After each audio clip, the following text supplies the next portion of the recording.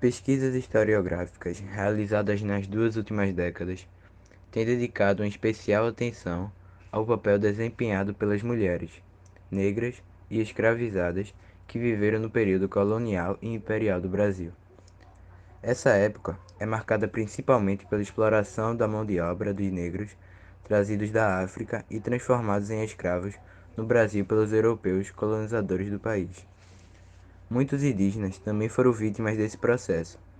Os escravos foram utilizados principalmente na agricultura, para atividade açucareira e na mineração, sendo assim essenciais para a manutenção da economia. Alguns deles desempenhavam também vários tipos de serviços domésticos e urbanos.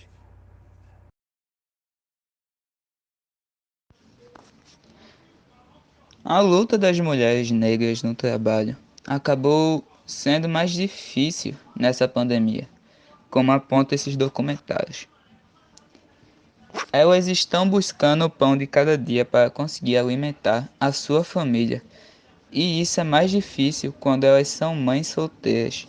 Elas trabalham dia e noite para conseguirem o dinheiro necessário e às vezes ainda são tratadas como escravas dentro do emprego.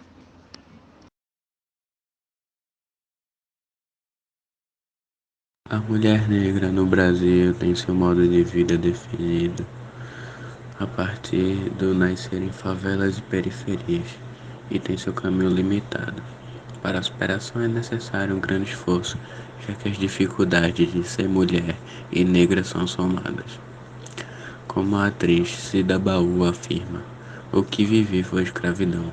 Além dela, sua avó e sua mãe trabalharam de graça, em casa de patroa, sem salário por muitos anos. Era um costume que herdamos dos tempos da escravidão. Ainda é comum no país. Todos os dias, nos quatro cantos do Brasil, tem uma menina negra sendo mandada embora para trabalhar em casa de família.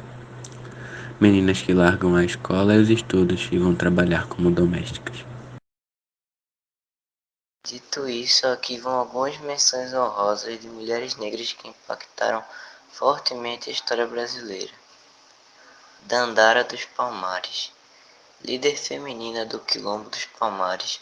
Dandara era companheira de Zumbi dos Palmares, com quem teria tido 3 filhos. Ao longo das décadas, a matriarca participou de decisões políticas e militares em prol da luta pela abolição da escravatura e assumiu o compromisso de lutar pela liberdade das cerca de 30 mil pessoas que chegaram a compor o Quilombo. Resistiu ao poder dos colonizadores europeus até sua morte. Acredita-se que ela teria se jogado de uma pedreira para que as forças militares que tomaram Quilombo no fim do século XVII não a capturassem e escravizassem novamente. Teresa de Banguela, parceira de José Piolho, líder do maior quilombo do Mato Grosso, Teresa de Banguela assumiu o comando do refúgio após a morte do companheiro.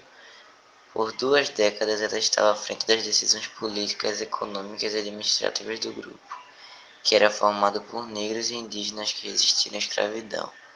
A estrutura do quilombo do Quarité ou do Piolho compreendia um parlamento para discutir questões de população local, sistema de defesa e também de cultivo, como algodão, feijão e milho. Com o sucesso da organização de quilombo em quilombo, ela ficou conhecida como Rainha Teresa e se tornou símbolo da resistência. Desde 2014 é celebrado o Dia Nacional de Teresa de Banguela e da Mulher Negra em 25 de julho. Marielle Franco, no Complexo da Maré, no Rio de Janeiro, Marielle Franco despontou como uma das principais vozes defensoras dos direitos de mulheres negras e da comunidade LGBTQI+. Socióloga formada pela Pontifícia Universidade Católica do Rio de Janeiro, defendeu seu mestrado em Administração Pública pela Universidade Federal Fluminense sobre a intervenção militar nas favelas do Rio de Janeiro.